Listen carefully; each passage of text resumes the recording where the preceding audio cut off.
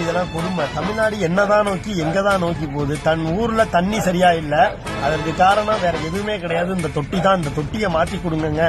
பல வருஷமா அந்த தொட்டி இப்படிதான் இருக்கு, எப்ப இடிஞ்சு விடுன்னு தெரியல. அது கூட இல்லாம இந்த தொட்டியில வர தண்ணியை தான் நாங்க குடிக்கிறோம், தயவு செஞ்சு மாத்தி கொடுங்கன்னு எம்எல்ஏ கிட்ட மனு கொடுக்க போய் அந்த தண்ணி பாட்டில எடுத்து காட்டினா தூக்கி மூஞ்சில் அடிக்கிற மாதிரி புடிங்கி அடிக்கிறாங்க.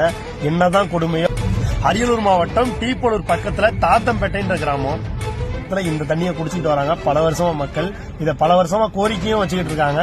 அந்த ஏரியா எம்எல்ஏ வரும்போது அவங்கள வழிமறிச்சு அவங்கள்ட்ட இந்த மனுவை கொடுத்து இந்த தண்ணி இப்படிதாங்க இருக்குன்னு காட்டும் போது அந்த தண்ணியை புடுங்கி அடிக்கிறாங்க. இந்த தொட்டி இருக்க நிலைமையை நீங்களே பாருங்க.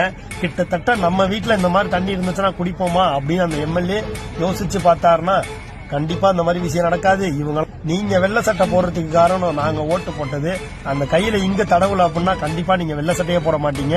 எங்களை மாதிரி சாதாரணமா தான் ஊர்ல இருந்துகிட்டு இருப்பீங்க. கடவுள் கிடையாது எம்எல்ஏ, மனிதர்கள் தான். அதுவும் நாங்க ஓட்டு போட்டதுனால எங்களுக்கு கீழே தான் நீங்க வேலை செய்யணும், எங்களுக்கு சேவை செய்யறதுக்கு தான் நீங்கிறத அப்பப்ப மறந்துடுறீங்க.